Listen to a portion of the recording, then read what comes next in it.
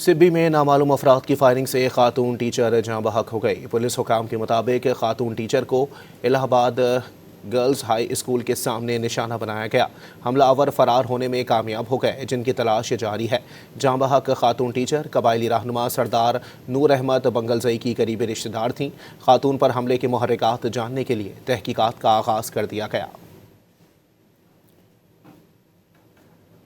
सिब्बी में नामालूम अफराद की फायरिंग से खातून टीचर जाँ बहक हो गई। पुलिस हुकाम के मुताबिक खातून टीचर को इलाहाबाद गर्ल्स हाई स्कूल के सामने निशाना बनाया गया। हमलावर फरार होने में कामयाब हो गए, जिनकी तलाश जारी है। जाँ बहक खातून टीचर कबायली रहनुमा सरदार नूर अहमद बंगलजई की करीबी रिश्तेदार थीं। खातून पर हमले के मुहर्रिकात जानने के लिए तहकीकात का आगाज़ कर दिया गया।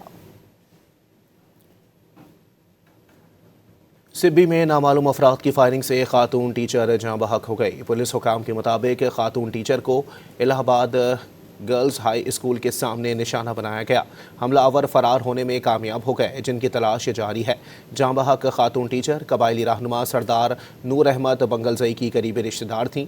खातून पर हमले के मुहर्रिकात जानने के लिए तहकीकात का आगाज़ कर दिया गया।